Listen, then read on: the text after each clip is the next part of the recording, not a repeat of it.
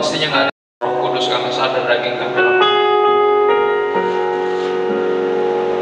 Iman kami kerap kali goyah dan kami sadari hal itu. Oleh sebab itu Tuhan, kami ambil bagian terbaik untuk duduk di bawah kaki-Mu, mendengar isi hati-Mu, yaitu firman-Mu, karena tahu iman kami hanya bisa timbul dari pendengaran akan firman Tuhan.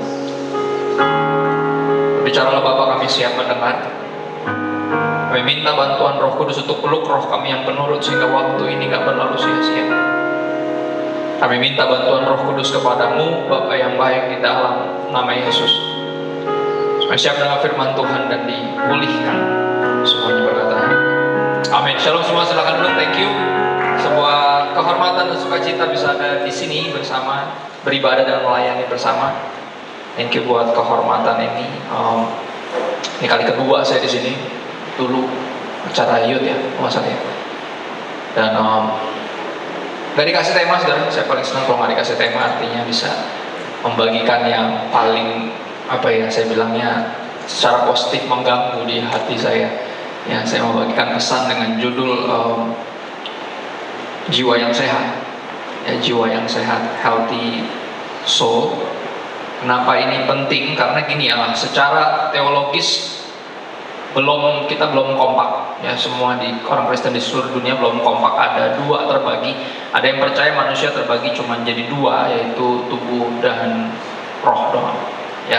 Ada jasmani dan rohani, itu namanya dikotomi, pembagiannya cuma dua. Tapi ada yang percaya kita ini tubuh, jiwa, dan roh, ada tiga ya. Karena kita masih belum konsensus, masih belum kompak ya, jadinya pengabaian untuk kesehatan jiwa ini cukup mengkhawatirkan sebenarnya, memprihatinkan. Ya, jadi ketika dunia mulai aktif untuk memberikan kita penyuluhan tentang pentingnya ya mental health issue, ya isu mental health, kita masih kaget-kaget. Ya, beberapa orang yang udah jelas-jelas punya isu mental health, ketika cerita ke pendetanya bukan dikenalin ke psikiater atau psikolog, tapi ditongking gitu. Jadi kirain kalau ada yang kayak gini pasti setan kan gitu ya. Akhirnya karena sembuh malah jadi kesel. Ya, karena kalau Anda nggak kesetanan tapi ditengking tuh rasanya menyebalkan, saudara. Ya, sangat menyebalkan sekali. Ya, udah jelas ini maksudnya nggak ada setannya, makanya mau dikeluarin kayak apa juga nggak ada. Soalnya emang mesti ditangani secara serius, seperti tubuh kita bisa sakit pun dengan jiwa kita. Ya, makanya kenapa ini penting dibahas? Karena Tuhan yang bilang penting. Kita akan lihat 3 Yohanes ayat 2-4. 3 Yohanes cuma satu pasal ya. 3 Yohanes ayat 2-4. Kita akan lihat apa kata firman Tuhan mengenai isu ini, mental health issue. Karena beberapa kita masih mengabaikannya karena udahlah nggak usah gitu-gitu amat, nggak usah dengerin apa kata dunia. Sekali lagi, ini bukan tentang mendengarkan apa kata dunia, tapi apa kata Tuhan. Ya, seberapa penting kesehatan jiwa kita menurut firman Tuhan. Ayat 2 dari 3 Yohanes mengatakan seperti ini, saudaraku yang kekasih, aku berdoa semoga engkau baik-baik dan sehat-sehat saja dalam segala sesuatu, sama seperti apa? Jiwamu baik-baik saja. Jadi penting nggak mental health buat menurut Tuhan? Penting. Ya, bahkan Yohanes pun mengatakan hal yang sama. Aku berdoa semoga engkau baik-baik dan sehat-sehat saja dalam segala sesuatu, sama seperti jiwamu baik-baik saja, sehat-sehat saja. Ya. Ayat 3, sebab aku sangat bersuka cita ketika beberapa saudara datang dan memberi kesaksian tentang hidupmu dalam kebenaran. Ternyata ini kuncinya. Kalau kita mau jiwa kita sehat, kita harus hidup dalam kebenaran. Ternyata itu kuncinya. Ya, kebenarannya yang pertama harus dicatat adalah mental health issue itu penting bagi Tuhan. Dan juga harus penting juga bagi kita. Ya, jangan diabaikan, jangan dikesampingkan. Ya, itu bikin kita jadi nggak balance. Karena kalau benar kita terbagi jadi 3, tubuh, jiwa, dan roh. Jiwa ini mesti diperhatiin sungguh-sungguh. Ya kan, tubuh bisa olahraga, rohani bisa ibadah, berdoa, baca Alkitab, kan gitu. Tapi jiwanya ini kerap kali nggak diurus. Makanya bahkan pendeta pun bisa bunuh diri. Apa yang sakit kalau bunuh diri? Biasanya jiwanya. Ya, pendeta bisa tiba-tiba didapati ternyata selama ini dia adalah gitu. Tiba-tiba skandal, tiba-tiba ya jatuh gitu. Sebenarnya bukan jatuh, itu ketahuan namanya. Beda jatuh sama ketahuan. Kalau jatuh nggak sengaja, Kalau 10 tahun terakhir udah kayak gitu, itu baru ketahuan namanya, bukan jatuh. Berendam dia di situ kan gitu ya. Bedain jatuh dalam dosa sama berendam dalam dosa beda ya, saudara. Baru ketahuan aja. Jadi selama ini nggak ada teman untuk dia terbuka sama struggle-nya dia, dan dia simpan sendiri. Akhirnya menggerogoti dia dari dalam. Orang lebih ekstrim lagi. Cuman gara-gara bete dia foto sama orang yang dia nggak suka. Hah? Ya ampun, mau nyewa pembunuh bayar nggak punya duit. Nah, dia pikir udah gue bunuh sendiri aja gimana? Siok nggak tuh? Siok lah. Nah, kita bingung kenapa ya, jawabannya sederhana, karena diabaikan kesehatan jiwanya. Karena dianggap, kita kan cuma jasmani dan rohani, yang penting saya udah olahraga, yang penting saya kan kebaktian, saya kan pendeta, masa nggak berdoa sih? Masa nggak pelayanan? Tapi akhirnya jiwanya rusak, karena diabaikan. Ya, jiwanya rusak karena diabaikan. Saya ulang ayat 3, sebab aku sangat bersuka cita ketika beberapa saudara datang dan memberi kesaksian tentang hidupmu dalam kebenaran, sebab memang engkau hidup dalam kebenaran. Ya, ternyata kunci sekali lagi of a healthy soul, jiwa yang sehat, adalah hidup dalam kebenaran. Ayat 4, bagiku tidak ada sukacita yang lebih besar daripada mendengar bahwa anak-anakku hidup dalam kebenaran. Diulang terus kata-kata itu, karena itu kuncinya.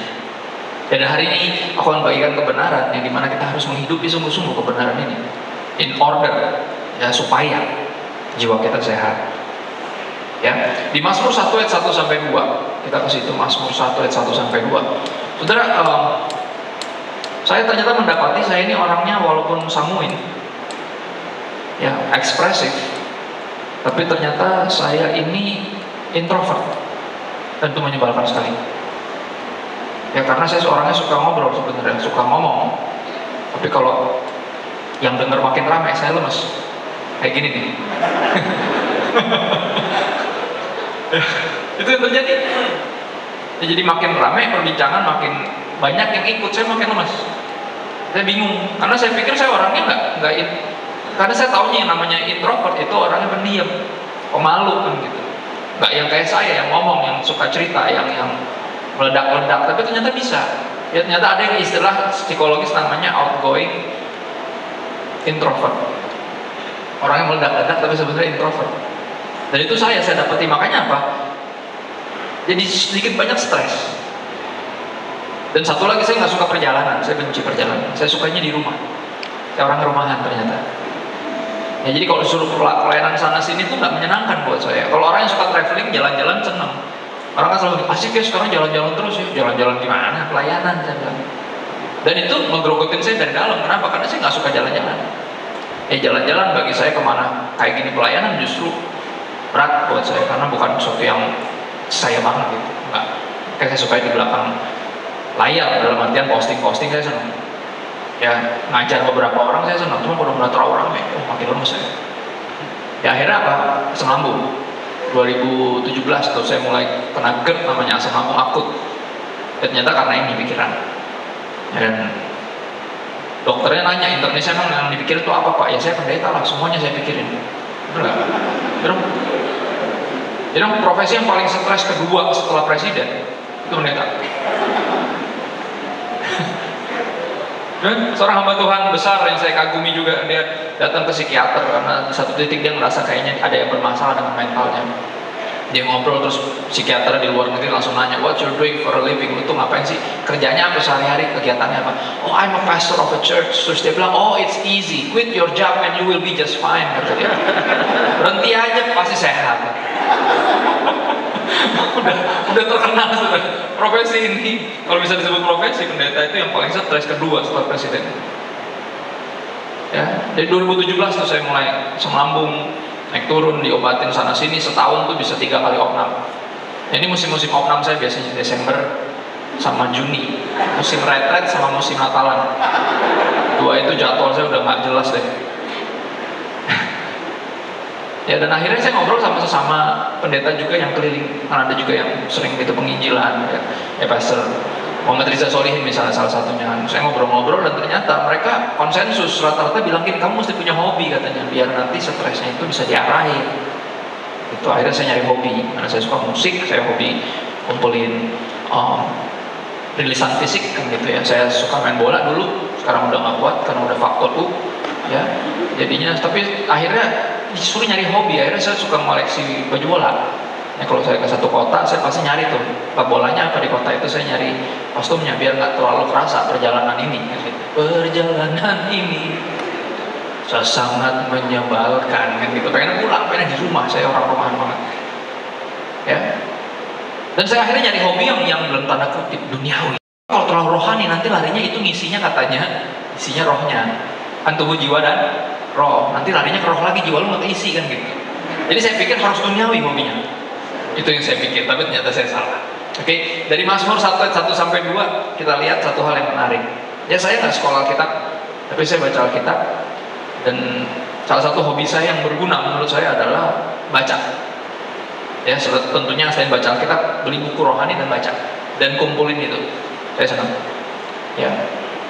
Dikatakan demikian, berbahagialah orang yang tidak berjalan menurut nasihat orang fasik, yang tidak berdiri di jalan orang berdosa, dan yang tidak duduk dalam kumpulan pencemooh. Ayat 2 bilang apa? Tetapi yang kesukaannya, yang hobinya, the things that he like the most, hal yang paling dia sukai, ialah apa? Aurat Tuhan, dan yang merenungkan Taurat itu siang dan malam. Ternyata ini saya baru sadar, ternyata hobi itu nggak harus duniawi. Bisa jadi hobinya ngulik firman Tuhan, bisa jadi. Ya, rohnya keisi, jiwanya juga terpelihara. Interesting. Dan saya baru menyadari, oh ya oke deh, gitu. Makanya yang paling saya embrace adalah hobi saya untuk baca dan kumpulin buku. Karena saya tahu ini bisa jadi warisan nanti buat anak-anak saya. Atau buat siapapun lah yang main ke rumah kan gitu. Ya, yang minjem buku dan belum balikin, please deh. Yang nggak usah belaga gila, oke? Balikin. Kalaupun udah selesai baca, jangan ngejegrek di lu oper ke orang lain. Saya selalu bilang gitu sama minjem. Kalau lu lupa balikin ke gua, at least jangan berhenti di lu pinjemin ke orang lain. Karena biar buku itu berguna buat semua orang loh, you know. Walaupun gak balik ke saya. Ya, tapi sekali lagi kalau bisa dibalikin ya. Ya, kenapa penting untuk firman Tuhan, untuk merenungkan itu? Karena sekali lagi kunci dari healthy life yang tadi kita baca, healthy soul, jiwa yang sehat adalah live in the truth. Ya, Yohanes 8 ayat 32 bilang apa? And you will know the truth, and the truth shall set you free. Kenapa penting kebenaran? Jujur, yang memerdekakan seseorang bukan kasih. Yang memerdekakan seseorang itu kebenaran. Kasih itu intro sehingga kebenaran bisa dibagikan. Tujuan kita mengasihi, biar orang itu bisa kita beritakan kebenaran kepada dia. Itu tujuan kita mengasihi. To love is not the goal, kasarnya gitu. The goal is to share the truth, because only the truth, hanya kebenaran yang bisa memerdekakan kita. Ya, jadi nggak bisa sebenarnya mencintai tanpa kebenaran, tuh nggak bisa. Kalau kita beneran sayang sama tuh orang, kalau dia salah kita pasti kasih tahu. Kita nggak mungkin bisa diamin itu dulu justru jahat. Ya, kebenaran segitu penting karena kebenaran bisa memerdekakan kita. Ya, beberapa orang, mayoritas masih baca Alkitab untuk nyari pembenaran. Ya, masalahnya gini, barang siapa mencari pasti menemukan. Itu yang bahaya. Ya, kalau kita terus nyari pembenaran ketika kita baca Alkitab, pasti ketemu, ada aja ayatnya, namanya cucoklogi, dicucok-cucokkan, ya, bukan teologi, bukan. Ya, imbasnya adalah apa? Anda akan terus terbelenggu, karena cuma kebenaran yang bisa memerdekakan. Pembenaran akan buat Anda terus terbelenggu. Bingung, saya baca Alkitab kok Pak, saya dengar firman kok, saya masih terikat ya. Ya menurut Anda, saya tuh nyari pembenaran, soalnya bukan kebenaran. Kebenaran yang bisa memerdekakan. Makanya carilah kebenaran. Ya, buka hatimu untuk kebenaran. Berilah dirimu dipimpin oleh Roh, kan gitu. Roh akan membimbing kita dalam kebenaran. Beberapa kebenaran indah tentang ini, tentang kesehatan jiwa. Amsal 15 ayat 13 dikatakan demikian, hati yang gembira membuat muka berseri-seri, tetapi kepedihan hati mematahkan semangat. Ya, Amsal 17 ayat 22 yang lebih terkenal lagi, hati yang gembira adalah obat yang manjur. Biasanya nih apotek-apotek Kristen, ada tulisan ini biasanya. Ya kan? Tapi semangat yang patah mengeringkan tulang. Ya, jadi hati ini harus dipenuhi sama kebenaran sebenarnya. Ya, hati yang dimana kebenaran bertahta. Ya, orang yang hatinya firman Tuhan, otaknya nggak mungkin yang aneh-aneh. Ya dong, karena apa yang bertahta di hati itu yang dipikirin sama ini, benar ya? Aku mau makan, ku ingat kamu. Lagu jatuh cinta kan gitu. Ya, di dadaku ada kumismu katanya. Lagu apaan tuh? Jijik banget. Apa sih lagu itu? Ih, gitu anak sekarang kayak apaan tuh? Di dadaku ada kumismu, apa sih aneh?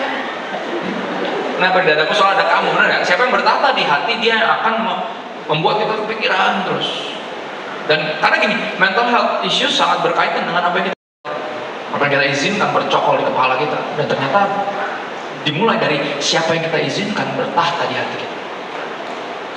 Is it the truth? Apakah ini kebenaran atau kebohongan? Atau pendapat kita sendiri menurut kita? Ya, ada 4 kebenaran yang saya mau bagikan sekali lagi ini, dan aku berdoa kita semua hidup di dalamnya, at least minimal, karena kebenaran masih terlalu banyak di Alkitab, tapi at least 4 kebenaran utama yang kerap kali kita abaikan, padahal kita rindu ya jiwa kita bisa sehat, tubuh, jiwa, dan roh bahkan sehat semuanya, kan gitu ya. Ada 4 kebenaran. Yang pertama, perintah untuk beristirahat. Dan ini saya khotbah kepada diri saya sendiri karena saya kalau mulai musim-musim kayak gini baru istirahat ya kan, bisa pulang aja, puji Tuhan kan. Ya, istirahat. Hukum Taurat keberapa? Keempat, ingatlah dan kuduskanlah hari Sabat. Ya, percaya atau enggak, ini sebenarnya bukan kewajiban tapi hak. Beristirahat itu hak, benar ya, hak untuk beristirahat. Jadi kalau kita membaca ini sebagai sebuah perintah yang menyebalkan, Anda salah. Ya, untuk beribadah dan beristirahat di hari Sabat, di hari istirahat, itu justru adalah hak. Ya, makanya orang-orang yang kerja terus nggak bisa ibadah kan gitu. Ada juga yang kerja gitu, hari Minggu mesti masuk, ada juga. Ya, itu sebenarnya bukan kerja tapi dikerjain. Ya, seperti teman-teman kita punya hak untuk beribadah di waktu yang ditentukan oleh agama mereka, kita juga punya hak untuk beribadah dan beristirahat di waktu yang ditentukan oleh firman Tuhan. Saya selalu bilang kalau orang nyari kerjaan, yang pertama ditanya bukan berapa gajinya, tapi hari Minggu boleh gereja nggak? Itu yang mesti ditanya nomor 1. Itu hak kita semua. Belum kerja udah mikir gaji. Kerja dulu, belum jadi hak gajinya, benar orang belum kerja. Nggak, langsung nanya hari Minggu saya boleh ibadah nggak? Kalau saya masuk saya nggak mau. Atau kalaupun saya masuk, saya ibadah dulu, baru saya masuk. Ya dong. Ya kan, ketika bangsa Israel dijajah kan gitu. Ini kan diperbudak di Mesir kan gitu. Musa bilang gini, izinkan kami sebentar keluar ke padang untuk beribadah kepada Tuhan kami. Dan Firaun bilang apa? Nggak ada. Benar nggak? Ya kan, itu bukan kerja, berarti dikerjain. Ya, jadi please, push hak Anda. Nggak apa-apa. Kalau perlu tuker jadwal sama teman kan bisa. Ya dong, lu masuk dulu, gue mau ibadah dulu, nanti gue pas lu mesti masuk, gue bentar gantiin, gampang. Right? Untuk beristirahat karena ini hak kita. Kenyataannya adalah gini, menarik. Tuhan nggak perlu beristirahat, tapi dia melakukannya. Benar kan? Emang Tuhan bisa capek? Enggak. Ya, terus kenapa dia istirahat? Sederhana, kenapa? Karena dia papa. Dan dia tahu ketika dia menciptakan kita ini anak-anak yang punya papa. Ya, anak sering gagal taat tapi jarang gagal niru. Kenapa dia beristirahat? Dia nyontoin ke kita. Karena yang sebenarnya perlu istirahat siapa? Anda dan saya. Jadi nggak usah ada yang mukanya ngedumel ya, mukanya kayak pepaya kalau lagi kebaktian. Oke? Itu hak Anda, ini hak Anda. Oke, ini bukan kewajiban, nggak ada yang suruh kesini kok, nggak ada yang wajibin kesini. Anda yang datang sendiri, ini hakmu untuk beribadah, untuk bisa beristirahat. Ya. Dan ini penting. Bahkan seorang nabi yang hampir bunuh diri, benar, nabi ini hampir bunuh diri. Ya. Di 1 Raja-Raja 19 ayat 5 sampai 7. Samperin sama malaikat. Sesudah itu ia berbaring dan tidur di bawah pohon arar itu, tapi tiba-tiba ya, malaikat menyentuh dia serta berkata kepadanya, bangun, makan. Bangun dulu, makan dulu. Ya, nampaknya dia terlalu galau sampai belum makan dan udah malas-malasan, makanya tidur-tiduran, udah nggak semangat hidup soalnya. Ketika ia melihat sekitarnya, maka pada sebelah kepalanya ada roti bakar. Wow, magic, dari mana? Roti bakar dari surga. Roti dari surga. Tiba-tiba ada roti bakar, saya juga bingung. Malaikat yang bawa pasti dong, orang di gua di bawah pohon, dari mana coba roti bakarnya? Dan sebuah kendi berisi air, lalu ia makan dan minum, kemudian ia kembali lagi berbaring. Tetapi ayat 7 bilang apa? Malaikat Tuhan datang untuk kedua kalinya dan menyentuh dia, berkata, bangun, makan dulu yang benar. Kan gitu. Sebab kalau tidak, perjalananmu itu nanti terlalu jauh bagimu. Ya, apa yang bisa kita pelajari dari di sini? Kerap kali kita cuma perlu istirahat. Istirahat artinya bukan bermalas-malasan. Ya, jangan berpikir bahwa istirahat itu bermalas-malasan. Itu yang dunia pengen kita pikir, makanya kita nggak ada istirahat. Ya 24/7. Kerja, tipes, gitu. Ya kan? Itu yang dunia pengen. Ya. Tapi Tuhan kasih tahu nggak gitu. 6 hari lamanya kau harus bekerja. 1 hari khususkan untuk Tuhan dan juga untuk dirimu untuk beristirahat, untuk mensyukuri semua yang Tuhan percayakan. Ya berkat yang cuma sekedar numpang lewat langsung habis ketika dapat, nggak mengerjakan apapun untuk jiwamu. Tapi berkat yang sempat disyukuri walaupun habis itu habis, oke? Ada yang gajinya 5 koma di sini? Baru masuk 5 menit kemudian koma. Ya. Langsung transfer ini, cicilan itu, iuran itu langsung habis.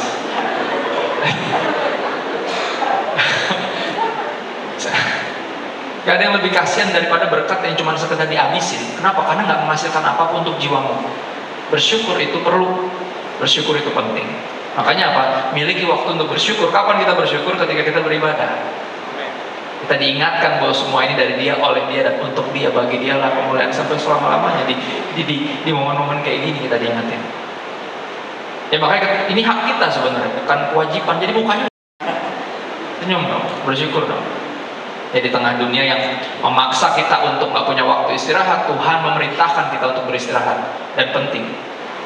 Ya, istirahat bukan berarti bermalas-malasan, melainkan mengisi jiwa untuk melanjutkan perjalanan hidup sebagai pelayan Tuhan. Kenapa Tuhan suruh dia makan? Istirahat terus makan lagi. Biar apa? Soalnya Tuhan belum selesai memakai dia. Dia pikir kan dia udah selesai, dia mau bunuh diri. Gue mati aja deh gitu. Enggak, Tuhan kasih kode, enggak enak aja. Ya kalau Tuhan belum kasih titik, dia masih kasih koma, ya kan? Jangan dikasih titik, jangan pikir mati aja dulu. Enggak, aku masih mau pakai kamu, masih banyak perjalanan di depan. Ya, saya mau pakai kamu. Gitu. Ya. Saudara, siapa yang percaya bahwa istirahat itu kudus? Ingatlah dan kuduskanlah, sahabat. Ya, makanya kita sebutnya apa? Holiday. Ya kan? Hari yang kudus. Istirahat. Ya, yang udah lama gak liburan, ya, yang kebanyakan healing mesti bertobat juga, ya. Jadi jangan pakai holiday kan, jangan gitu. Ya, healing lama-lama hilang. Ya. Healing kok di hari ibadah, mesti ibadah malah healing. Janganlah, ibadah ya ibadah. Ya, baru habis itu healing. Kebaktian aja dulu. Kalaupun lagi healing di mana, cari gereja dong di situ. Emang nggak ada di situ gereja. Ya, atau bikin mesbah keluarga aja. Ya, kalau anda lagi jalan-jalan ke daerah terpencil yang di mana nggak ada gereja di sini, ya udah bikin sendiri. Kan situ kepala keluarga, situ gembalanya, ayolah bikin kebaktian. Ya. Rest is holy, that's why we call it holiday. Istirahat itu kudus, makanya kita menyebutnya sebagai holiday. Yang kedua, yaitu perintah untuk beristirahat sering diabaikan. Yang kedua, perintah atau kebenaran yang sering diabaikan adalah di Yakobus 5:16, aku pakai bahasa Indonesia masa kini. Sebab itu hendaklah kalian saling mengakui kesalahan dan saling mendoakan. Saling mengaku dosa. Ini culture ini nggak umum, apalagi di kalangan pendeta. Setiap kali ngobrol, nongkrong langsung ditanya gini, jemaat lu berapa sekarang? Jemaat lu, emang punya lu? Bukan. Enggak, bukan itu yang ditanyain harusnya. How are you? Apa kabar? Ya, dan biasanya orang kalau ditanya apa kabar, biasanya pancur ya. Anjing dikit curhat. Harusnya kan gitu yang benar. Itu yang Alkitabiah harusnya. Ya, saling mengaku dosa, saling mengakui kesalahan, dan saling mendoakan. Bukan cuma sekedar dia ngaku terus jadi ketahuan kan gitu. Keterbukaan awal dari ketahuan. Ya, kalau nggak diikuti dengan penerimaan dan pengampunan, benar ya. Tapi kalau diikuti dengan pengampunan dan penerimaan, jadi apa? Menghasilkan apa? Terbukaan awal dari pemulihan. Ya dong. Kalau cuma keterbukaan doang nggak diikuti penerimaan dan pengampunan, jadi cuma ketahuan doang. Bukan benar kan gue udah bilang. Gitu. Ya, jadi gitu. Jadi gospel pelayanan, ya kan? Gospel itu Injil, ya. Jadi para true gossipers mudah-mudahan ada bertobat ya hari ini ya. Kita mendingan saling ngaku kesalahan sehingga nggak perlu diomongin orang dulu, dikira-kira nih kayaknya dia gini deh. Nggak usah, kita ngaku aja, ya kan? Saya tuh berdoa biar kita tuh berada dalam satu komunitas yang sehat, di mana semuanya itu terbuka sehingga nggak ada ruang buat gosip. Gosip dimulai selalu dari kata-kata apa? Lu tahu nggak? Ya kan? Hah? Ada apa emang? Nah, bayangin nggak kalau semua udah tahu? Lu tahu nggak? Tahu, nggak jadi kan? Udah selesai. Udah tahu semua, soalnya udah biasa ngaku. Udah biasa bahkan bukan cuma ngaku tapi saling mendoakan. Indah, powerful. Ya sampai di level dibilang apa? Hendaklah kalian saling mengaku dosa kesalahan dan saling mendoakan supaya kalian disembuhkan. Ini janji firman Tuhan. Mau sembuh? Ayo. Sharing, terbuka, tapi saling. Kenapa mesti saling? Kenapa? Kunci terletak di mana? Biar dua-duanya menyadari bahwa nggak ada yang lebih superior. Semuanya menyadari bahwa kita ini saved by grace. Kita diselamatkan oleh anugerah, bukan karena saya pendeta dan kamu jemaat saya lebih kudus dari kamu. Salah kamu. Kalau kamu mengaku salah, saya juga mengaku salah. Kan itu enak. Ya kan, jadi nggak perlu puluhan tahun selama ini hidup dalam dosa. Kenapa? Nggak ada teman buat ngaku. Aku ketahuan. Nanti kalau ketahuan nggak dijadwal lagi kan gitu. Jadi sepanjang pandemi, oleh anugerah Tuhan, aku dan istri bikin persekutuan pasutri pakai Zoom. Ya karena yang ikut beda-beda gereja, beda-beda kota, jadi terbuka, enak banget. Saya bilang, pas saya bikin dulu satu gereja kok susah ya? Ya soalnya thanksin kalau satu gereja. Jadi ketahuan kan gitu. Ya kan, tiba-tiba WL yang bilang, ya kemarin saya baru pukul istri saya. Wah, gembalanya denger langsung minggu depan nggak dijadwal, ya kan? Minggu depan mestinya dia tuh hari Minggu tuh, tiba-tiba mesti ganti kan gitu. Jadi nggak enak ya, mau terbuka juga thanksin. Karena nggak kenal, beda kota, jadi terbuka dan itu enak banget. Dan di situ saya belajar ayat ini. Ya kalau mau dipulihkan, terbuka belajar. Ini nggak usah malu, gengsi itu hal pertama yang harus minggir. Ya, gengsi itu bikin orang jadi penuh asumsi karena dia ditutup-tutupin diri. Apapun hubungan, semuanya rusak kalau ada asumsi. Dan jadi penuh asumsi karena dia malu untuk terlalu gengsi untuk mengakui sebenarnya lagi struggle sama apa. Ya, dan ini banyak diabaikan juga nih kebenaran ini untuk apa, perintah untuk saling mengaku dosa dan mendoakan. Padahal apa? Bisa disembuhkan. Doa orang yang menuruti kemauan Allah, ya. Doa orang yang live in the truth, hidup dalam kebenaran berarti dong. Menuruti kan hidup dalam kebenaran kan? Artinya taat, bukan cuma tahu. Kita baca Alkitab bukan biar tambah tahu, kita baca Alkitab biar bisa taat. Buat apa tahu kalau nggak taat, bener ya? Kayak bangun rumah di atas tanpa dasar, di atas pasir. Ketika pandemi langsung rontok semuanya. Doa orang yang menuruti kemauan Allah mempunyai kuasa yang besar. Amin. Dan saya percaya ini salah satu pemenuhan dari kebutuhan jiwa untuk apa? Didengarkan. Ya dong. Ada makanya orang kayak gitu, saya bilang, Pastor saya mau sharing apa konseling? Saya bilang, bedanya apa? Beda. Kalau sharing gue cuma mau cerita dan gue cuma dengerin. Kalau konseling berarti lu nanya menurut pendapat gue setelah gue dengerin cerita lu. Oh ya saya mau konseling, oke, yang jelas. Kalau cuma sharing, kita nggak harus ngobrol, situ voice note aja, nggak cerita. Ya dong. Kadang ada yang gitu, udah ketemu susah-susah jadwalnya 1 jam saya dengerin dia nyerocos aja. Habis itu udah saya mau ngomong sesuatu dong. Jadi karena Roh Kudus dorong saya untuk ngomong sesuatu, tiba-tiba, Pastor saya mesti balikin di. Oh gitu. Oh jadi gitu, cuma pengen didengar ya. Tapi itu kan kebutuhan jiwa, bener gak? Untuk didengar. Ini terjadi ketika kita saling mengaku dosa dan saling mendoakan.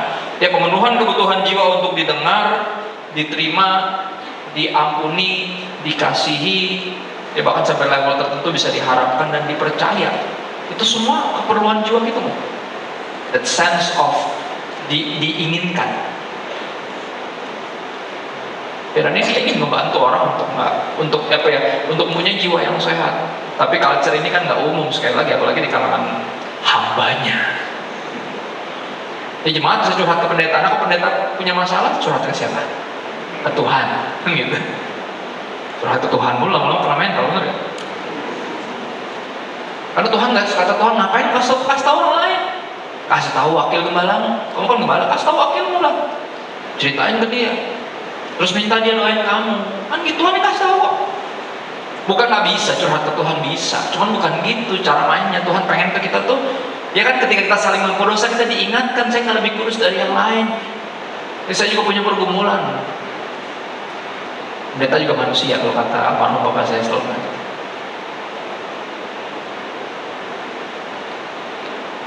Yang ketiga, kebenaran ketiga yang sudah kita abaikan adalah perintah untuk melepaskan pengampunan. Nah ini problem nih. Kenapa pendeta yang kemarin jadi membunuh? Sederhana, karena dia nggak melepaskan pengampunan. Bayangin, cuman gara-gara 3 perempuan itu, saya nggak tahu, mungkin satu. Mereka kan foto-fotonya udah dirilis kan, ternyata tuh bestie. Ya, berarti nggak bestie? Kalau nggak tahu tanya sebelumnya. Ya nggak bestie. Gitu, ya kan?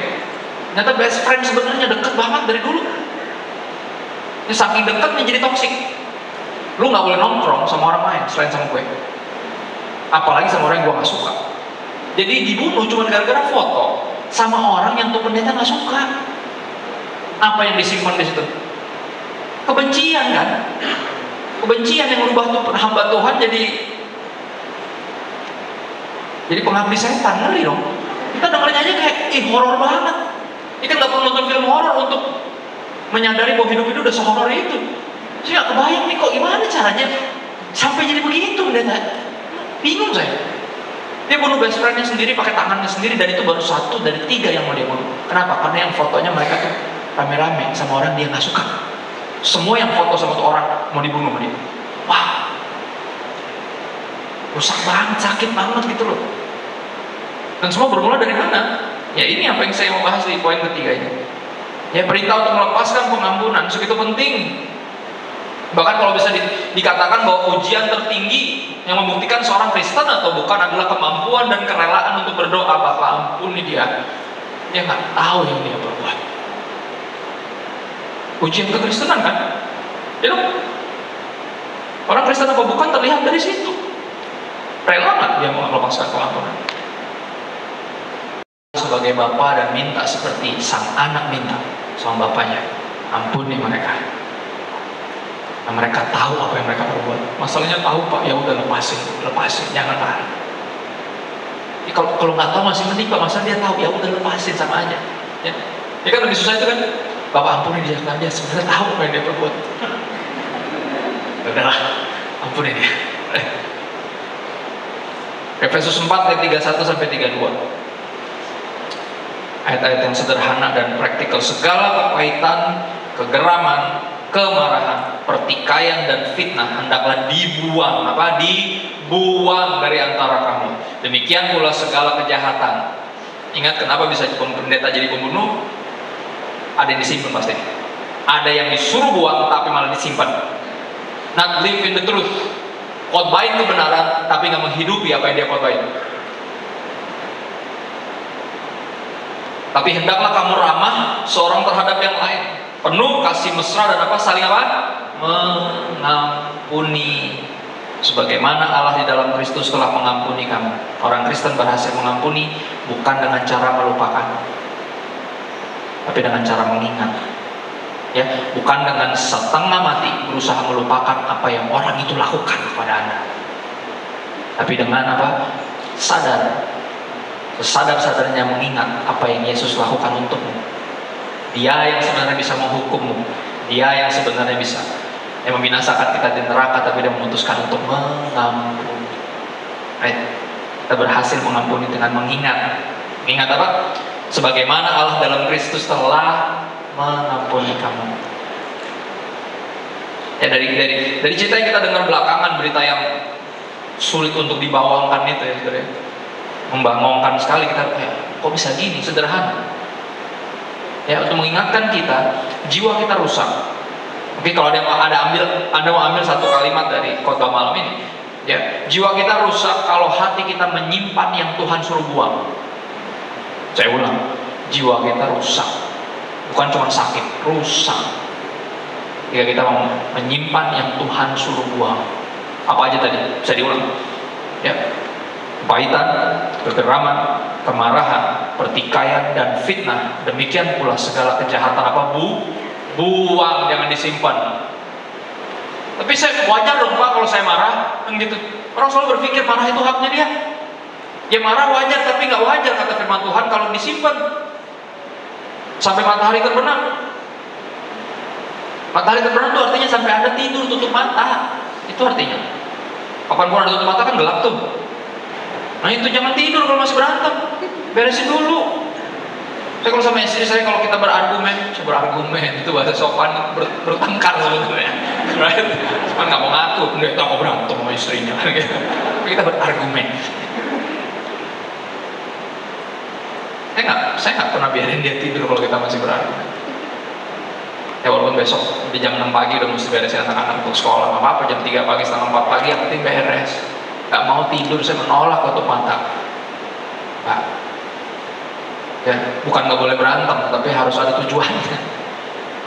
Ya, bukan cuma melampiaskan emosi atau melampiaskan kekecewaan, tapi harus ada yang dipetik dari situ. Apa yang saya pelajari lebih lagi tentang kamu.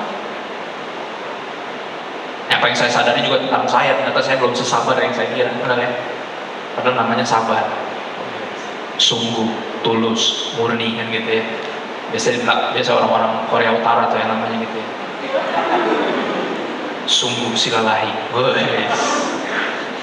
murni. Gitu. Namanya bisa jadi sabar, orang belum tentu. Itu doa orang tuanya. Ya berharap anaknya sabar. Tetapi untuk sabar selalu dimulai dari apa? Menyadari kita juga nggak sempurna. Dan Tuhan apa? Lebih dahulu bersabar sama kita. Saudara, pengampunan itu penting, sangat penting. Saking pentingnya ketika Yesus jelasin, ajarin tentang doa Bapa kami, poin itu diulang lagi di ujungnya setelah amin. Barang siapa tidak mengampuni sesamanya manusia, Bapa di sorga juga gak akan mengampuni dia. Wow.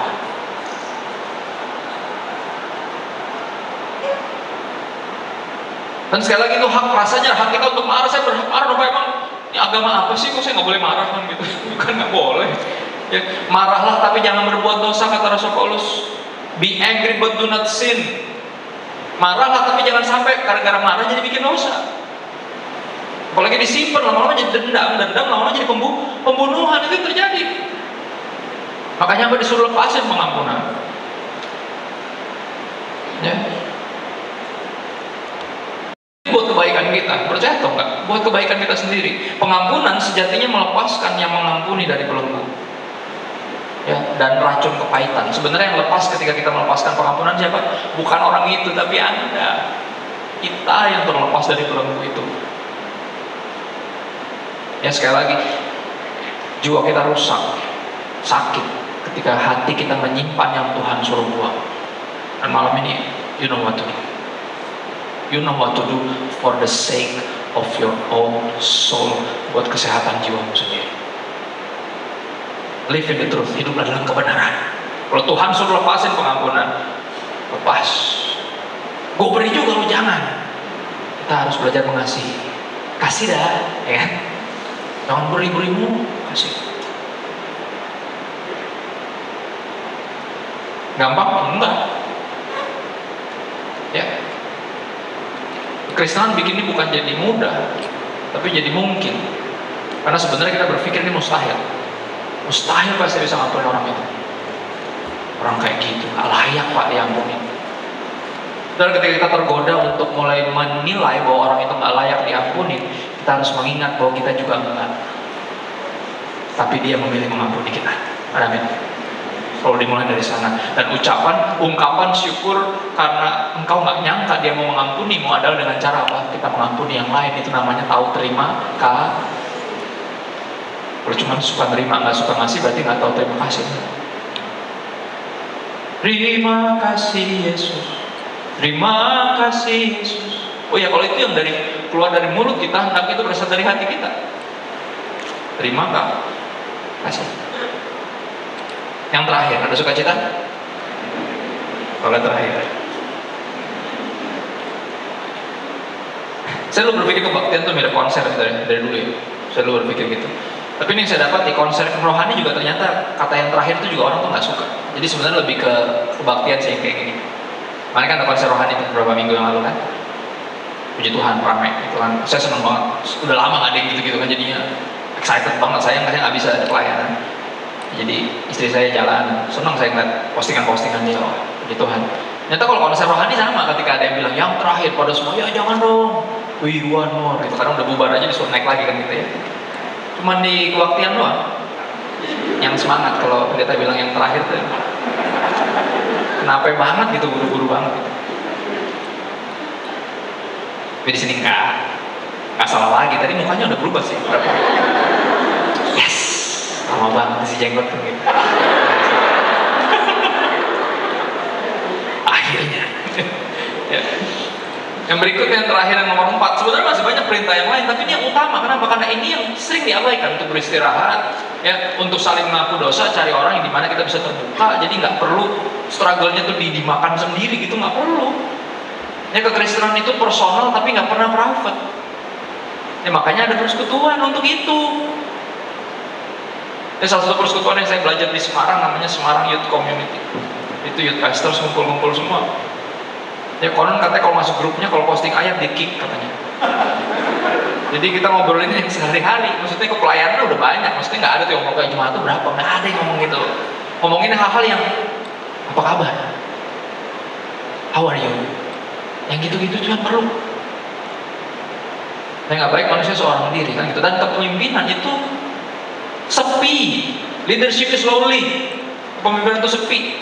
Makanya apa, cari orang yang Anda bisa saling mengaku dosa dan dia bisa mendoakanmu. Bukan cuma kamu terus yang doain orang, terus kapan kamu terima, jangan kamu doain dirimu sendiri gitu. Tapi salah, aneh ya kan. Biar orang itu doain kita, sambil dia mendoakan kita, walaupun kita rasanya kita pendetanya, kita diingatkan lu itu product of grace. Kamu itu bukan siapa-siapa, sama kayak dia, sama. Saling mengaku dosa itu mengingatkan kita sebenarnya manusia berdosa yang semestinya dimurkai, but by the grace of God, oleh anugerah Tuhan kita masih ada hari ini. Penting banget.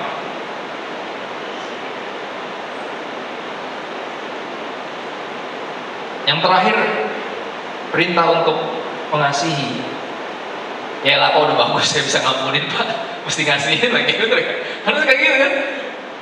Udah bagus, bisa diampunin Pak, udah saya lepasin pengampunan tuh udah berat Pak ya, boro-boro orang itu nggak layak Pak dikasih. Bajingan kayak gitu. Udah ngampunin belum nih kan gitu ya? Kok udah ngampunin masih gitu nadanya, betul kan? Teriak-teriak ya kan? Saya altar call maju, udah 3 hari tuh, tumpang tangan, tumpang kaki, tumpang tinggi, udah ditumpangin semua. Gimana Bu? Ya saya rasa saya udah ngerasa lebih lega, udah lepasin pengampunan. Ya puji Tuhan. Iyalah, lu lepasin pengampunan, orang yang nggak ikut retret, orang yang lu sebel, coba ikut. Tidak semudah itu, Ferdinand Gunawan Santoso, Ferguson, ya kan? Nggak semudah itu. Ya kan nggak ada dia, soalnya kalau ada dia emang lu bisa ngelepasin pengampunan? Hah? Tiba-tiba sampai di gereja, kebaktian pertama pulang dari retret, tiba-tiba datang habis ibadah, Pak Pendeta, aku sekeluarga memutuskan untuk pindah. Loh kenapa? Saya nggak bisa Pak. Dia masih bisa pelayanan. Belanda gila apa dia ngutang belum balikin? Gitu. Saya nggak bisa pelayanan. Lihat mukanya aja udah enak Pak, katanya udah lepas Bu. Nah itu dia. Katanya. Dan kalau udah lepas kan kita harusnya bisa apa? Juga mengasihi. Kenapa? Karena perintahnya bukan hanya untuk melepaskan pengampunan, tapi untuk belajar mengasihi. Saudara pernah ngebayangin kayak gini? Saya mulai dari gini, saya putar. Siapa yang bersyukur Tuhan bukan hanya mengampuni kita, tapi juga mengasihi kita? Saudara pernah bayangin nggak? Kalau Anda cuma diampunin tapi nggak dikasihi, di sorga nanti dicuekin. Ih, masuk sorga lagi dia, males banget. Mau gitu mau nggak gitu sama Tuhan? Enggak kan? Nah sama, kalau lu pengennya bukan hanya diampunin tapi juga dikasihi, do the same. Yesus bilang apa? Apapun yang kau ingin orang berbuat kepadamu, lakukan dulu. Berat? Oh tentu saja. Ya, tapi mungkin. Kenapa? Roh Kudus bantu ingatkan kita. Mengasihi lebih sungguh Tuhan lebih dulu. Roh Kudus ingatin itu. Ada beberapa ayat tentang kasih, saudara, izinkan saya baca. Yohanes 15 ayat 9 sampai 12 dibilang seperti ini. Seperti Bapa telah mengasihi aku, Yesus ngomong, demikianlah juga aku telah mengasihi kamu. Tinggallah di dalam kasihku. Not just live in the truth, but live in love. Ya, jikalau kau menuruti perintahku untuk apa? Untuk tinggal dalam kasih, kamu akan tinggal dalam kasihku. Kalau lu benar-benar nurut, emang beneran bilang iya, taat, hidup dalam kebenaran, kalau saya suruh tinggal dalam kasih, you will live in love. Seperti aku menuruti perintah Bapakku dan tinggal dalam kasihnya. Ayat 11. Semuanya itu kukatakan kepadamu untuk apa? Tinggal dalam kasihku, untuk mengasihi, supaya sukacitaku ada di dalam kamu, dan supaya apa? Sukacitamu menjadi penuh. Dan ternyata, kenapa diperintahkan untuk mengasihi? Tanpa mengasihi, sukacita kita nggak bisa penuh. Yesus yang bilang, supaya sukacitamu penuh. Ya kan, supaya ketika pelayanan gak sia-sia pelayanannya. Ya kan, ayatnya bilang apa? Jika engkau memberikan persembahan, berarti engkau teringat. Ya, ada keberatan di hati orang, di hati sesamamu tentang engkau. Tinggalin dulu persembahan. Karena pelayanan tapi sukacitanya nggak bisa penuh. Kenapa? Ada yang ganjel di sini. Masih ada yang ganjel namanya. Karena apa? Karena ada yang belum beres dan Tuhan nggak mau. Ya, saya berdoa one day kalau Tuhan memang suruh saya bikin gereja, saya pengen bikin culture itu. Sebelum pelayanan, ya pelayan Tuhan nggak ngumpul di sini, kan nyembah Tuhan sendiri, jemaat Tuhan datang duduk nyari bangku mana yang nggak dingin gitu, nggak bisa, ruangannya emang dingin gitu, semuanya dingin. Nggak ngumpul di sini berdoa eksklusif. Ketika disuruh berdoa kita nyebar, satu datang ke istrinya, sorry ya Ma, tadi pagi aku harus nggak bentak kamu, maafin aku ya. Kalau kamu nggak maafin aku nggak ada gunanya pelayanan. Itu yang mestinya dibangun. Beresin dulu. Ya, tukang parkir yang tadi barusan lo omelin barusan tuh, yang barusan hampir lo pukul, ya walaupun lo tukang pukul main drum, cuman nggak harus juga tukang parkir hampir lo pukul kan gitu. Tinggalin dulu drumnya, datang ke tukang parkirnya, sorry ya Pak, tadi saya buru-buru, saya terlambat, makanya saya emosi. Indah ya gitu. Ya buat apa pelayanan hebat-hebat kalau kita gagal mengasihi? Buat apa? Nggak penuh sukacita ini tuh. You know? Ini saya pelayanan di anak-anak muda, problemnya kan cuma itu, dilema terbesar adalah apa? Mereka sering jago kebaktian di gereja tapi jarang jadi anak yang berbakti di rumah. Yang bikin sukacitanya nggak penuh. Pelayanan tapi tahu barusan berantem sama mamanya. Malah kesini aja pakai acara bohong, bisa pelayanan kan itu.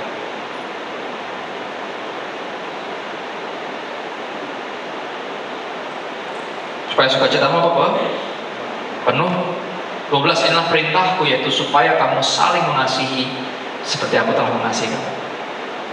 Ya, saudara, God is for our joy. Tuhan itu ingin kita itu bersukacita. Itu kerinduannya.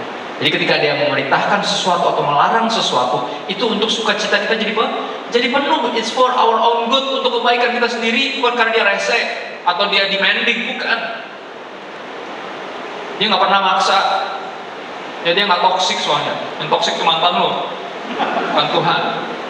Tuhan nggak pernah maksa. Jadi mau kasih tahu kita, kalau kamu rindu sukacitamu penuh, live in love, saling mengasihi, belajar untuk mengasihi, putuskan untuk selalu mengasihi, respon itu.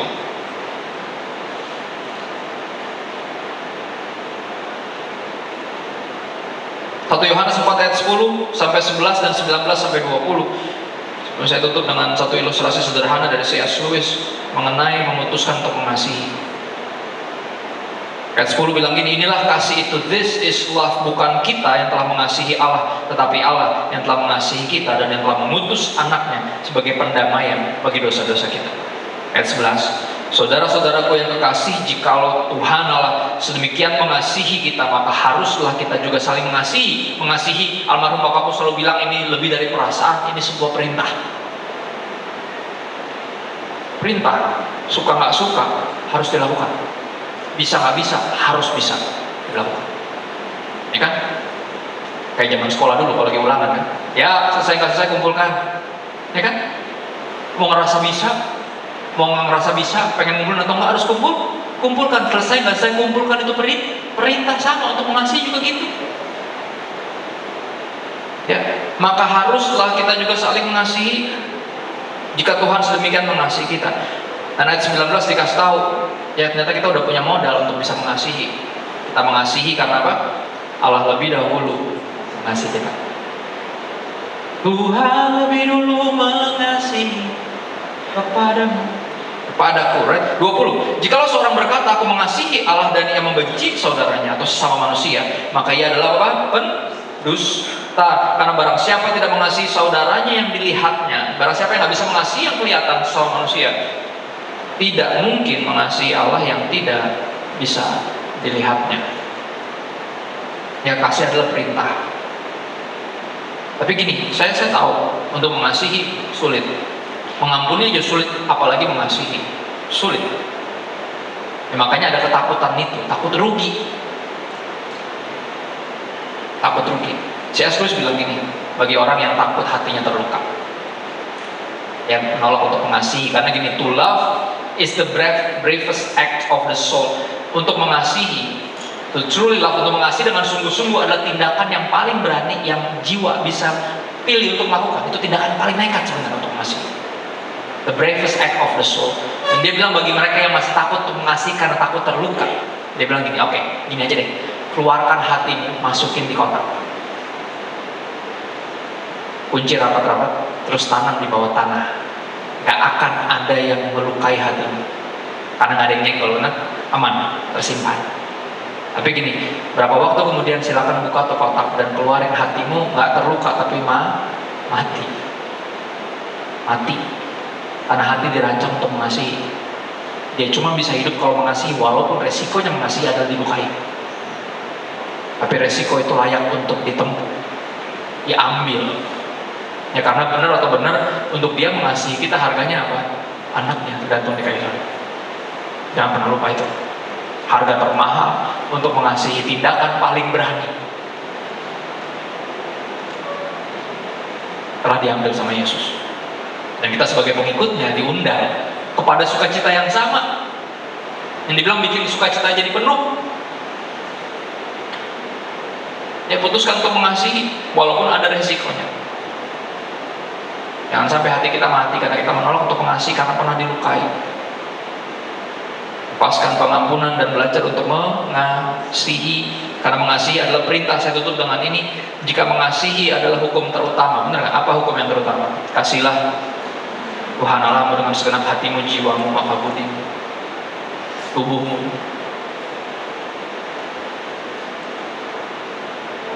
Dan apa? Yang tidak kalah penting dengan itu, kasihlah sama manusia seperti dirimu sendiri. If to love, ya adalah hukum yang terutama. Menolak mengasihi adalah, saya akan sebut ini pelanggaran terbesar. Berarti ada orang yang menolak mengasihi, dia berarti melanggar hukum itu. Dan ini penting untuk disadari, karena sekali lagi 4 kebenaran ini kita sering tolak untuk lakukan. Akhirnya apa? Jiwa kita sakit dan kita bingung kenapa. Dan hari ini saya kasih tahu kenapa. Dan ada jalan keluarnya juga, ya. Live in the truth. Hiduplah dalam kebenaran untuk kebaikan jiwamu sendiri. 4 itu ya, istirahat, saling mengaku dosa dan mendoakan, belajar untuk melepaskan pengampunan, dan apa? Putuskan untuk mengasihi. Apapun yang orang lakukan kepadamu, putuskan untuk mengasihi. Itu yang almarhum ayah saya lakukan. Ya kita tadinya pengen tulis di batu nisannya ketika dia meninggal 2 tahun yang lalu. Kita udah siapin mau tulis di batu nisannya Man of God, Rest in Love, Man of God. Gitu. Kita udah mikir gitu. Kenapa? Karena yang hamba Tuhan. Umum ya kita sebut sebagai Man of God, benar ya. Tapi gini, bunga yang berdatangan tulisannya rata-rata apa? Man of Love.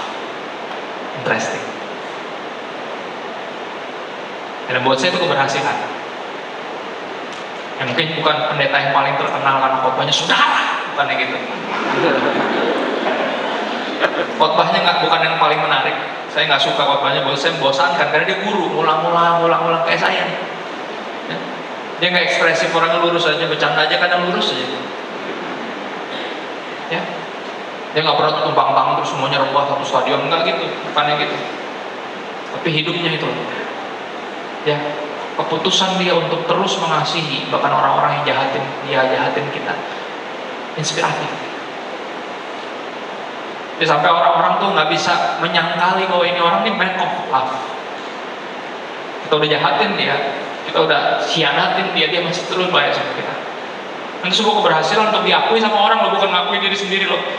Diakui sama orang-orang. Makanya kita putuskan untuk apa? Melihat semua di bunga tulisan man of love, ya udah kita tulis man of love.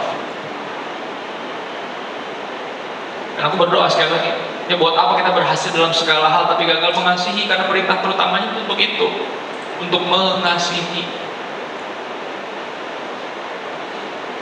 Dan kita bisa melakukan hal yang lain, saudara, yang spektakuler, yang hebat-hebat. Tapi kalau perintah terutamanya nggak dilakukan, semuanya sia-sia. Setuju nggak? Saya pakai contoh sederhana ya. Boleh mainkan lagu sedih supaya saya terdengar lebih rohani. Saudara, hal yang paling menyebalkan dulu, zaman saya masih tinggal bareng orang tua itu disuruh beresin kamar. Karena seperti mama saya bilang, kamar saya kayak kapal pecah. Dan saya setuju. Makanya saya nggak pernah beresin. Bingung mau mulai dari mana. Saking pecahnya tuh kapal kan gitu. Dari mana? Males. Dia selalu seingatnya saya, ayo beresin kamar dong, beresin dong. Itu terus diomelin terus. Ya itu omelan utamanya tuh itu aja. Satu hari saya pikir, udahlah saya coba merayu dia dengan tindakan-tindakan yang lain. Ada satu hari tiba-tiba saya rajin banget nyuci mobil si papa. Oh dahsyat. Kamu orang kenapa nih kan tiba-tiba nyuci mobil kan gitu. Terus saya bilang, wah thank you ya udah nyuciin mobil gitu. Emang udah lama tuh nggak dicuci, dipakai doang, nggak pernah dirawat kan gitu. Thank you ya, saya pikir udah aman. Gitu hati. Ya saya juga balik terus beli martabak, itu saya beliin bawa ke rumah. Terus dia makan kan. Martabaknya makasih, kok enak ya martabak ini yang mana? Ya yang biasa kita biasa beli, kok lebih enak ya? Oh mungkin karena aku yang beli kali ya. Makanya jadi nggak terlalu enak soal mama yang beli, karena saya yang beli jadi lebih enak kan gitu. Padahal mah abangnya dia juga. Ya. Terus ujung-ujungnya apa? Tetap dong dia bilang apa? Kamar udah diberesin loh. Ya bener kan? Karena saya berharap hal-hal yang hebat yang saya lakukan membuat saya nggak perlu melakukan apa yang saya nggak mau lakukan. Dan itu yang terjadi. Bukankah kami sudah bernubuat demi nama, mengusir setan demi nama, menyembuhkan orang sakit demi nama, hal-hal yang spektakuler. Tapi dia bilang apa? Sungguhnya aku tidak pernah mengenal engkau. Kenapa? Ayat sebelumnya bilang apa? Bukan yang berseru kepadaku Tuhan, Tuhan dan pakai namaku untuk melakukan hal hebat yang masuk kerajaan surga, tapi mereka yang melakukan kehendak Bapa. Kalau dia suruh kita istirahat. Berapa dari Anda perlu istirahat? Sengajain istirahat. Berapa dari kita mesti mulai belajar terbuka, singkirin gengsinya. Khususnya hamba Tuhan apalagi, ayo bangun culture itu. Saling mengaku dosa dan saling mendoakan supaya sembuh. Dan berikutnya masih nahan untuk melepaskan pengampunan, lepasin pengampunan. Ketika Anda melepaskan pengampunan, yang terlepas bukan orang itu, tapi dirimu sendiri. Mohon Anda berhak untuk bebas dan merdeka. Dan terakhir, putuskan untuk mengasihi apapun yang orang lakukan kepadamu. Putuskan untuk mengasihi dia. Seperti Yesus lebih dulu mengasihi kita ketika kita masih berdosa. Yesus sudah mati buat kita. Dan ini semua demi apa? Kesehatan jiwamu, karena bagi Tuhan kesehatan jiwamu penting. Live in the truth. Ini berdoa bentar ya. Bersyukur Tuhan buat hari ini. Makasih buat hadirat Tuhan. Kami tahu Kau hadir bukan karena kami bisa melihat Tuhan dengan mata kepala kami. Kami tahu Kau hadir karena suaramu, firman-Mu sangat jelas di telinga kami, meyakinkan kami that you are here and you are near. Engkau di sini dan Engkau dekat. Kami bersyukur Tuhan Gak pernah tinggalin kami. Kami tahu ini berat bagi kami, keras bagi kami, tapi kami tahu ini buat kebaikan kami sendiri. Benar kami rindu jiwa kami sehat, dan ini yang perintah yang Kau rindu untuk kami taati untuk kebaikan kami dan kemuliaan Tuhan. Roh Kudus bantu kami untuk berani ambil waktu untuk beristirahat. Walaupun dunia berkata time is money, tapi money gak bisa beli time, dan kami putuskan untuk beristirahat. Kami perlu istirahat. Jika kami merasa kami bisa sendiri dan gak perlu rekan untuk sharing, untuk saling mengaku dosa dan mendoakan, Roh Kudus bantu kami sadar bahwa kami gak bisa sendiri, gak baik manusia sendiri. Jika kami masih menahan untuk melepaskan pengampunan, Roh Kudus bantu kami, sadarkan kami ketika kami melepaskan pengampunan, kamilah yang dilepaskan, kami yang merdeka. Dan Roh Kudus bantu kami please untuk jadi pelaku firman. Bukan hanya pendengar saja, bukan hanya belajar banyak tentang kasih, tapi mengasihi lebih sungguh. Karena Tuhan lebih dahulu mengasihi kami. Roh Kudus bantu kami. Kami mau jadi pelaku firman, bukan hanya pendengar saja. Sebab itu kami minta bantuan-Mu, karena di luar Engkau kami gak bisa berbuat apa-apa. Tanpa-Mu 4 perintah ini sulit, apalagi perintah-perintah yang lain. Kami bersyukur kami gak sendiri.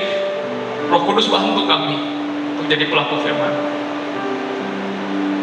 Kami minta bantuan Roh Kudus kepadamu, Bapa yang baik, di dalam nama Yesus. Amin. Amin. God bless you.